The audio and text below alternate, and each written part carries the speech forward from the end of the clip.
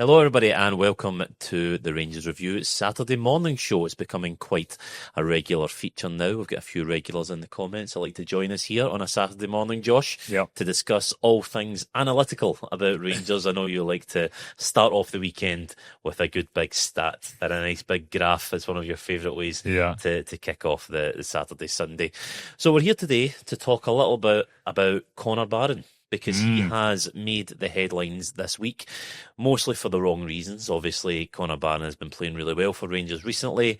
He's been showing a real upturn in form, putting in some stellar performances. I think you look at his performance at Celtic Park, you look at Aberdeen in the week, he's been a player that has been a real standout for Rangers so far. And then there was murmurings that he was that he picked up an injury off the back of that Aberdeen game, that he was going to be out for a little while, and then it was confirmed by Danny Rule yesterday that 8 to 12 weeks on the sideline for Connor Barron, which Rangers have not been without the problems to seek in terms of injuries this season, but this one seems particularly stinging, just given the timing of it and given how well Barron was playing. Yes, I agree. We're going to, as you say, talk about Connor Barron and kind of the midfield in general. Obviously getting on to Toshi Chukwuani later in the show. But Barron frames it quite nicely because he's one of the few Rangers midfielders that were fit in midweek. Obviously, Danny Rule had to bring on Danilo instead of when Mo Diamandi went off with stomach issues. Yes. Make of that what you will. Late in the game, because they had no more midfielders to bring on. But Barron being out for 8 to 12 weeks is a huge blow because really he's been Rangers' best player over the last 3 to 4 weeks. Yeah, I think you could say that. I think you'd be hard pushed to find a player more consistent anyway than Connor Barron over the last few weeks. So we thought we'd look a little bit about basically what Rangers will miss with we're talking about how good Connor's Barron has been when he gets injured. I realise that, but what type of hole do Rangers need to plug, and what are they missing? What is he good at? I've written in capital letters first, being busy. And that kind of sums up Connor Barron for me, but that's not meant as a slight. I think the Rangers are a team that have not been very good at injecting tempo into their own games and performances, predominantly with the ball, and Barron really does do that. I think he's improved this season. I think he's the type of player that covers, that makes others around him better. Don't get me wrong, I think the odd hospital pass comes out of his performances, but generally I think his energy helps the players next to him. I think he forms a good dynamic with Nico Raskin. I don't think he's that tempo setting number 6 who sits. I don't think that defines either Raskin or Barron. But we're going to throw up for our first graph of the day. We don't have too many today, Blair, which just shows a little bit about the type of player that Barron has been this season. Because remember when he arrived under Philippe Clement, he was that sitting, dictating number 6. And his passing is better than he gets credit for. But again, I still don't think that's his best position. This is his underlying numbers for this season, and I'm just going to point out a few things. Basically, the graph you're looking at here, the closer to the boundary lines, the better. So there's a few areas that stand out for Connor Barron. The first one I want to flag is his expected goals assisted, which is a stat we're going to talk about in a minute, and it's not very good on an individual basis. That's just direct shots he's created for teammates. That's up double from last year. His successful dribbles has tripled, so he's taken on men more often. If you look at his pressure regains, that's a 99th percentile, basically saying that's the best in his position for the league. He wins the ball back a lot. Yeah, talk to me about what a pressure regain is. I think that's a phrase that might be unfamiliar to some viewers. So to break that down, he's essentially winning the ball back under pressure. When he is pressing. So there's a difference between, you can win the ball back in lots of different ways, and you can see their possession adjusted tackles. PADG just means possession adjusted. So all that means is if you've got a stat and you've got a team like Rangers who should have 60% of the ball and St Mirren have 40% of the ball, possession adjusted across the board takes it back to like a neutral standpoint, so it gives you an accurate comparison point. So pressure regains when Rangers go to press, when Rangers go to win the ball, whether that's as a counter pressure after they just lost it, or whether it's when the opposition have had a bit more possession. Basically, Barron's very, very good at that.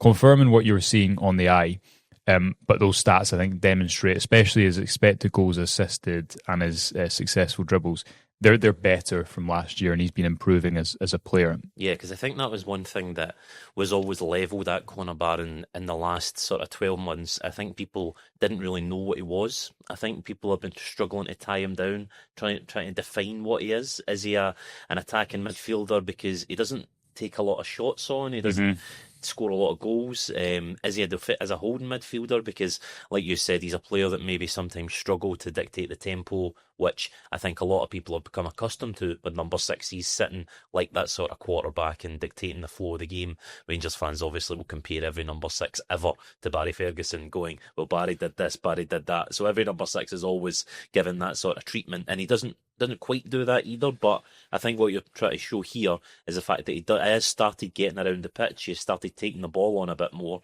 and started really becoming a bit more rounded in his game. Yeah, I'm trying to ignore my WhatsApp because we are recording during the transfer window, so it is unpredictable. Never a moment off. Every hour of the day, unpredictable. But you see, if we move, exactly what you say there, if we move on to the next image, this is how Rangers use their midfield in midweek. And what I would say is, Danny Rule, we know, we've spoken about it in previous shows, Blair, he's constantly changing his approach. He's constantly adapting to the opposition. He's constantly adapting to his own team. So he basically stuck with a 4-3-3 he used in the second half against Celtic, against Aberdeen.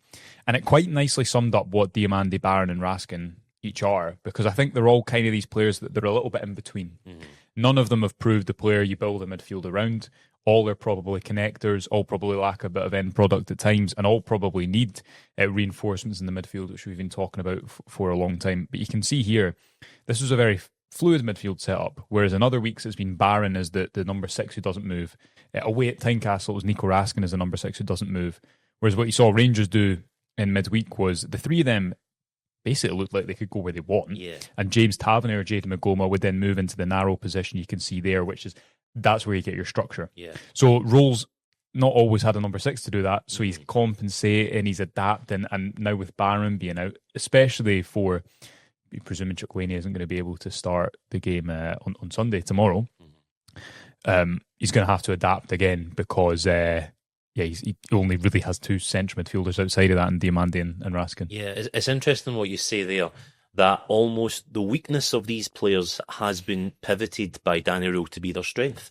Because you look at those 3 and go, okay, none of them are really good enough to hold down any one of the midfield positions, and none of them are good enough to say, okay, he has to start here. Yeah. But they work so well and they complement each other so well that all 3 of them seem to just be doing a collective job in midfield rather than someone going. And this is why, look at Joe Rothwell, for example. That's why I don't think he works in this midfield as well, because Joe Rothwell is quite limited in terms of his positional play. And you can't play Joe Rothwell any further up the park because, as we've seen at the start of this season, he simply can't get up and down the park that dynamically the way these 3 do.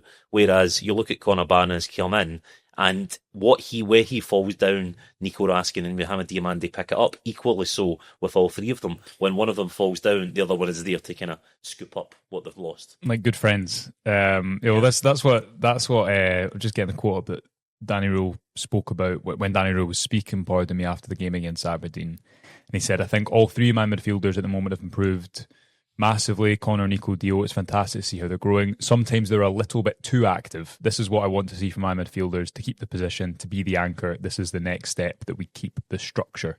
Because if we have a good structure with the ball, we have a good moment for the counter-pressing, and this is what we have to do when we win the ball back very quickly. So what he's insinuating there is, if we go back and look at that position of James Tavernier, it's really important, because if he's wide on the right, then the middle of the pitch is open. And what Danny Rule, again, we'll speak about this maybe at the end of the show when we're talking about what type of player is Chukwuani, what do Rangers still need, how does Rule's football compare to Russell Martin, how does that impact their January plans.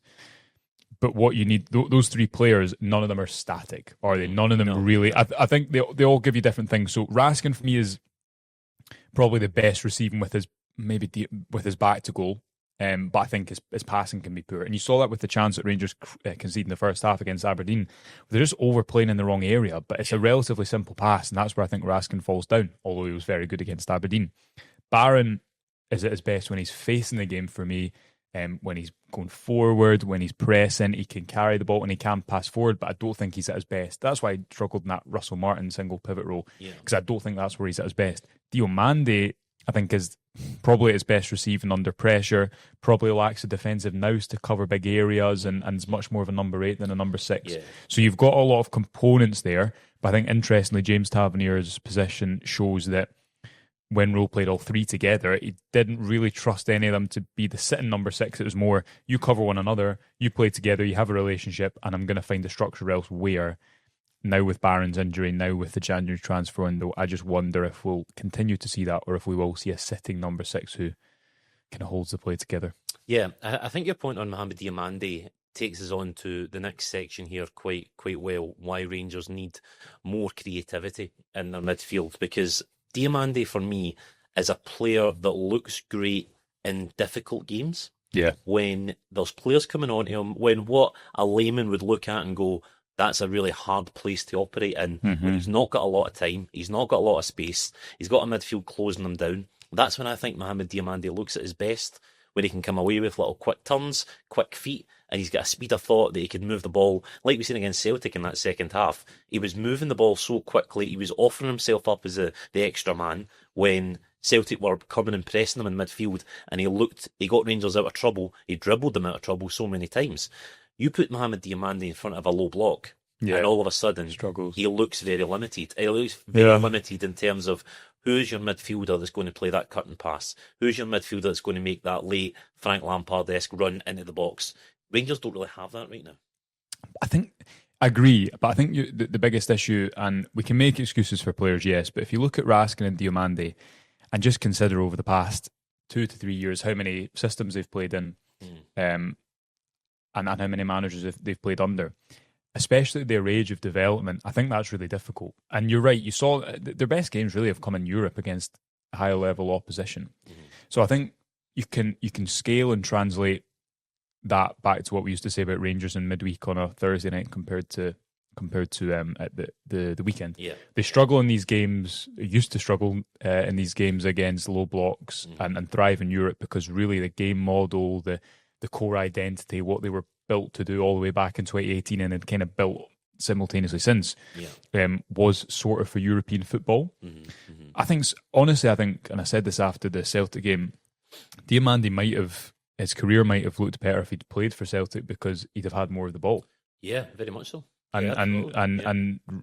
So I think we can make excuses for players, yes, but also I think you have to look at how difficult player development is, and if you've not got a set structure, even this season, Rangers spend their pre-season, Nico Raskin, for example, under Russell Martin, you're the left number 8, you make these runs, you do this, you always keep the ball, you don't want to lose it. Whereas now Danny Rowe comes in mid-season and he says, I'll play forward quickly, forget about all those weeks. I think that's difficult, and we underestimate how difficult that is when you've not got time on the training pitch, when you need relationships to build. And that's why on the ball, I've written the only negative really for me of Aberdeen, apart from the chances Rangers conceded, was it was still only 0.5 expected goals in open play.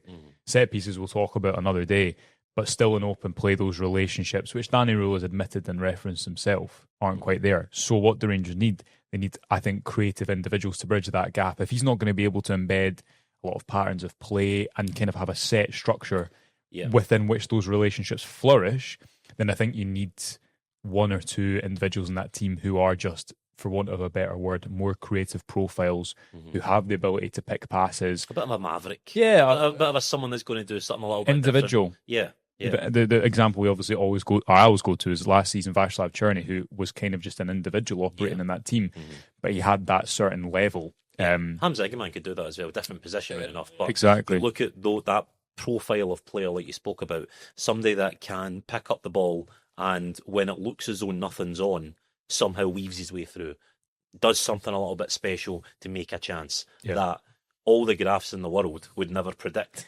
because you can't predict human ability and human intuition, but you need a player like that sometimes to just turn up and go, wow, he's won us that game today by that one moment of magic. Yeah, 100%. So, and I don't think that's on Rule. He can't turn water into wine. No. He's won 10 or 13. What has done, what I will say is, though, he's recognised the fact that Rangers don't have that. Yeah. He's recognised the fact that Rangers are going to struggle when these games are tight. And that's why he's put so much emphasis, for me anyway, on set pieces. Yeah. Because he's went, okay, I might not have 3 really good strikers, but I can have set piece as my extra striker. Yeah, I can have set pieces as my extra goal getter this year, because if I do those right, this controllable situation, then I can personally bridge that gap until I get someone else in that can actually make these things happen for me on the park. Rangers scored 11 set-piece goals and their top score in the league is 4, so you're spot on. Yeah. And Celtic have only scored 1 set-piece goal, so it just shows you that Rangers, unable to make up that difference in open play, have been able to with set-pieces. And he's building up, as he said at his press conference on Friday, you get a few wins and you kind of be pragmatic, and then you build ideas on top of that. If you tried to do it the other way around, which is I think what Russell Martin did, then no project gets off the ground. I seen a wonderful meme during the week. Oh, yeah. It used to be I don't remember on Twitter as it was the penalty to Rangers meme that was going around that time, and someone has remade it as a corner to Rangers, which I thought was wonderful. Set piece FC. Yeah, we're going to do a deep dive, but maybe after the window, because trying to get 4 hours to watch corners on WhatsApp is futile at the moment. Pretend as if you don't do that every day. Yeah, spare time. What do you think? If I was to draw a man who watches corners in his spare time, I think I'd be picking you out. You'd be accurate, mate. There's worse ways to spend time. Absolutely. Speaking of which, let's go on to our next graph. So this is showing. So we're saying that Rangers don't have many inherently creative individuals, or the creative players that they signed that they thought they were signing in the summer. Someone like Oliver Antman hasn't played much, coming back from injury. Very, very soon, I think he has chances in the squad tomorrow against Aberdeen. Nadim Barami had some really good flashes in a couple of games, but then got injured. Telo Asgard was really supposed to be that creative figure, I think. Yeah, and Jeji Gisama, we'll come on and speak about him, but we spoke about him in the summer being more of a goal threat than a creative threat. His end product in certain games recently against Motherwell was brilliant, but that's one game. And if you look at him across the board, as we'll come to, he's not creating that many chances. And again, has been relied upon too heavily for me. This chart here says open play expected goals assisted. All this is saying is it's taking the expected goals metric, which is the average likelihood that basically the shot turns into a goal. So the value of a chance, it's a direct shot created for a teammate. Who's creating direct chances for their teammates? And what you can see last season, it's hard without the comparison because we're going to flash up 2 different graphics. Can we do them simultaneously on the screen? I'm sure I can work my magic to put them both on the screen at the same time. Hopefully this isn't the power of editing. They'll be with you right now. What you can see on the screen on the left, hopefully, is Rangers in the Premiership last season, and on the right is Rangers in the Premiership this season. I'm just going to throw some numbers at you. Last season, Rangers had 8 players who had an expected goals assisted of 0.10 per 90 or over. This season, that's dropped to 4. So in terms of an individual basis of players being over that benchmark of 0.10, which is low but not like nothing, it's halved. 3 Rangers players were above 0.2, none are this season. If we look at the best stretch of last season, it was when Danilo, Hagi and Igaman were playing together over Christmas, and it's no surprise that Czerny, Danilo, Hagi and Igaman are your kind of 4 most creative players in the league last season. So Hamza Gaman, for example, creating a 0.14 expected goals in open play for his teammates last season. If we take that forward to this season, only 1 player is higher than that 0.14, which is Raskin at 0.16. You go beyond that, Miovski and Cornelius are kind of in there because they created 2 like open goal opportunities. So if you think of Miovski away at Falkirk and then that Cornelius laid on, and Diomande at home to Livingston that Miovski laid on, so that skews the numbers. Gisama 0.10 is grown a little bit, still not huge for your most important winger compared to Czerny, who was at, if I can just jump back to it here, compared to Czerny, who was at 0.22. That's less than half of what Czerny was creating. Danilo was at 0.29 last season because he was playing in a number 10 position. He's at 0.08. You look at Mikey Moore down at 0.07. Again, I think he's been good, but not creating a ton. That's not really seen the game so far. Telo Asgard at 0.08. So one of the real headlines, if we compare these two, is that Jedi Gisama is essentially creating, on average, half the amount of chances that Václav Czerny did. Yeah, and Danilo's creating about 4 times fewer than he was in that number 10 position last season. And then you also had Yanis Hagi there last season too, who obviously isn't there this season, and he was creating, if I can just again get that number back up, Yanis Hagi is on 0.19, which is again higher than anyone this season. So you've got 3 players last season if we just band it as more creative on a game-to-game basis than your highest total this season. Then you've even got the likes of James Tavernier, who was 0.11 last season, 0.05 this season. That's halved. Basically, it's not great. Let me pose this question to you as a little bit of a curveball. Yeah. Would you sell Jedi Gassama? Depends on the offer. I think that what Gassama lacks is decision making, and I think that can be coached. I think what he has is pace over the first few yards. Yeah, because obviously there's been a little bit of chat. There is interest. Villarreal, Club Blue Rouge, don't know how much there is in any of these, but there has been a bit of chat, and it's provoked a bit of debate, because I thought that when these names start coming out of the woodwork, it would be, oh no, you can't sell him. But what I've seen, and I know online is online, and it's only a fraction of the support that you see, but there has been a lot of, if the number's right, take it, because although there has been flashes, although we have seen little moments, there is so much still to work on there that I think fans are looking at, he might be the right player, but he's not the right player for right now. I agree. However, I would say, if Rangers could get 10 million for Jeji Gassama just now, would you sell him? Yes. But that's a stretch. Yeah. Could he be a £15 million player? That's the decision. In time. And can you replace him in this January window? If you're talking to me next year and you've got a more settled idea in terms of recruitment, I think it's different. You look at the other problem areas that Rangers have to solve in January, and Gassama, he's been relied upon a lot. Like, he's played, I think, the fifth most minutes. Yeah, he has been one of Danny Rio's go-to men. Yeah. And I think that obviously stems from their previous relationship. I said it during the week on the pod when I was asked about Gassama. I think he's probably sacrificed a lot of his own game to do a bit of a job for Danny Rio. He has, yeah. Because Danny Rio trusts him. Which doesn't help his development, because I think if he's playing on the left wing with a left back in the same shape all season, I think his numbers look better, because he's in familiar areas all the time.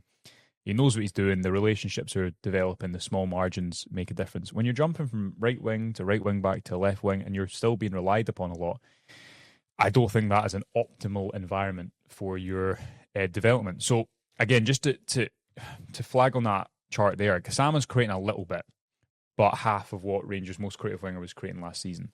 Nico Raskin's playing well, but his number is still lower than the three highest players last season. 8 Rangers players are above 0.1 expected goals assist per 90 last season. That's come down to 4 this season. So part of this is that a trade-off for the set pieces and the clean sheets, yes, and I think what we're both referencing is you can't do everything. Like, Danny Rose can't have all these relationships flourishing, have clean sheets, and also pick a big team to score at set pieces. He's got to make trade-offs. I think the trade-off he's making is, I'm going to change my structure on the ball quite a lot, which is why he probably needs what you had last season, an individual like Václav Černý who can give you that reliable output that someone like Jeji Gassama cannot get. Yeah. So there's obviously been a lot of chat, a lot of clamour for a number 9 this window, but it sounds like you would rather have someone with that little bit more mercurial, creative ability, drifting a little bit more than simply a box-to-box striker. I think if you look at the last month, do Rangers still need to improve at number 9? Yeah, but we're speaking about it on one podcast we did recently. Miovski scored in recent, shown in recent appearances that he can score before that injury. Come on. Good performance. Great goal at Ferencváros. Exactly. Jermiti's obviously shown something. I don't think he was brilliant against Aberdeen the other night. Maybe I'm being harsh on him there. But if you can do that at Celtic Park, you obviously have something about you. Yeah. Interestingly, while we're speaking, a story's gone up on the website after Stephen McGowan published this on the Herald that Rangers have inquired about Kieran Bowie and have been asked to keep informed of developments. Oh. So the number 9 position is not an area. Breaking news in this. I know. You'll know that by now. Yeah. But the number 9 position is, I don't think that's an area where they're going, now we definitely won't upgrade. Mm-hmm. They have a lot of different areas where they need to... Well, we're here. £5 million for Kieran Bowie. Do you think that's worth it? If that I think it might be a little bit more, but yeah, I think it would be probably. My worry would be how similar is he just to how Chermiti plays. I've not watched a ton of Kieran Bowie. Yeah. He ticks a lot of boxes. Yeah, he ticks a lot of boxes in terms of he's Scottish, he's athletic, he's young, He knows how to score goals in this division. Weakens another team in the division, which although probably don't view Hibs as rivals per se, but it is always helpful. Yeah. It's an exciting one. Listen, would you turn down a number 9? No, maybe it's dependent on Danilo going out the door. What we know is that Rangers are going to invest. They are not stopping after these two signings that we'll discuss before we close today. And Connor Barron's injury maybe means you need someone else in the middle of the park. Forces their hand. But I think the issue, we spent a lot of the season looking at, okay, why are they not scoring many goals? I think Danny Röhl's done brilliantly to get Rangers into this position. I think he needs either more goals or creativity to actually go and win that title. And I think what those numbers show is the strikers aren't getting many chances to miss. And that, I think, is you maybe start there and scale upwards. You need goals in other positions of the team because Manny Fernandez is still your joint top scorer with 4 from set pieces. I just think someone to actually fashion chances, prize open defences, have the final ball in transition that I don't think Jeji Kasama does consistently enough. I think that can make a huge difference. Yeah. Just before we go today, we'll do a little bit on Toke Chukwuani, who will be arriving at Rangers. What kind of player are Rangers getting in this man? Is he an oven-ready replacement for Connor Barron? Is he an oven-ready replacement for Connor Barron? So it's interesting. It's Friday today when we're recording. We're not actually here on a Saturday morning. Breaking the illusion. I know. I shouldn't have done that, should I? One day we're not in this. One day we're not in this office. But we broke the story on Tuesday, and it's moved pretty quickly since then. It seems, or we've reported. Chris has reported subsequently that it has moved quickly since then. And for the last month or so, we've spoken about the fact that Rangers need a number 6, and our understanding was they were going to move in that position. Danny Röhl spoke about that in reference to Chukwuani today as well. We got wind of that very early. Yeah, the club have said, okay, a number 6 is what we want. Yeah. And as part of that, Joe Rothwell is not played since early November. Our understanding is that he will be allowed to go should a suitable bid arrive, which is not as of yet. He's also been injured. But if you look at Chukwuani, he's played, and we'll throw up one more map of the day, which is quite easy to understand. It's just his heat map. This is his heat map in the Austrian Bundesliga for Sturm Graz this season. And he's kind of playing as a left number 8 in a 4-4-2 diamond. That's not the heat map of a number 6. So I've got two thoughts. No. One is that Rangers convert him into a number 6 because he can play there. And he has played there at the end of games or started the odd game there, or maybe it's one of two. He's big, he's physical, he's a really effective ball carrier. And I think you can look at it two ways. You can look at it as, is he the right profile to sit in front of a defence? Or you can look at it as, well, if he's a good ball progressor, if he can dribble beyond players, that's exactly what you need in trying to unsettle a defence who's sitting quite deep. And when Röhl was asked about two Romans as well as Chukwuani, he immediately went to physicality. Yeah. He wants... We've not spoken too much about his ideas because of the pragmatism, the mid-season, all the factors that we've also discussed today. I don't really think we know entirely what a Danny Röhl team looks like because he's been the master problem solver. He has been. Yeah. It doesn't really, as he said the other week in the press conference, it doesn't really matter what I want. It matters what we have. Yeah. And what matters is what's best for these players. Yeah. But when he has spoken about it, we speak to people who've worked with him. The quote that sums it up best for me from him was, he doesn't, I can't remember exactly, something like it would be a crime for my team to play without intensity. Something like that. Might be paraphrasing slightly, but he wants his teams to look intense. So he wants them to be very active off the ball. There's perhaps more of a focus on counter-pressing. He speaks about the net because he wants his players to play quite closely together. You saw that in the second half at Celtic Park. So it is hard to tell exactly what he wants, but he definitely wants a bit more physicality in the middle of the pitch, which Chukwuani would. Which I think is something that when Rangers were at their worst this season has been something that's been levelled at this team going, they look very small.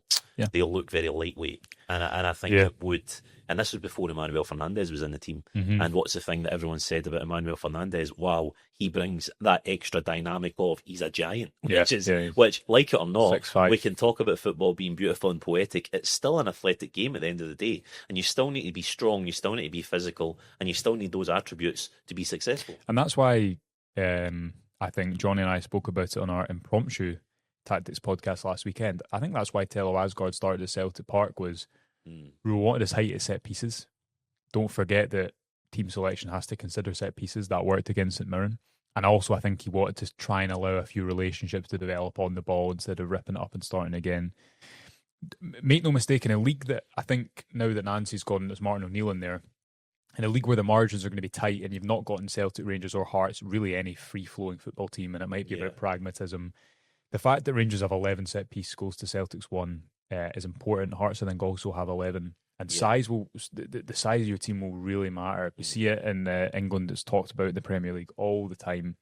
That could be a factor too. So an interesting player. We'll have more coverage of him and his backstory on the website over the coming days. But yeah, that heat map's interesting because it shows it predominantly likes to pick up the ball in that left number 8 position. Quite a ball carrier. I think from my brief watching of him, he looks like someone who does have the odd defence split and passing him, but is not someone who's going to completely dictate the game with the ball sitting in front of a defence. He's 22. He's clearly one to be developed, and it'll be interesting now off the back of the Barron news whether Rangers do look for another player who does just sit there in front of the defence, or whether Rule has to keep kind of making do with what he has, whether that be in the transfer window, whether that be from his kind of team selection game to game. Yeah, very exciting times. Yes, at Ibrox in terms of new faces arriving. It's going to be a hectic month, not least for yourself with that phone ringing off the hook almost every single day. Obviously, Pittodrie tomorrow to all Rangers fans that are travelling up there. I hope you have a safe journey. I'll be making the journey up there as well for the Rangers review. And of course, lucky you. Yes, really taking one for the team now. And of course, stay tuned to the Rangers review for all the breaking transfer updates, because as I think we've proved already, Josh, we are first when it comes to these sort of things, with giving you all the best insight into Rangers in this window. But for now, thanks for listening and thanks for watching.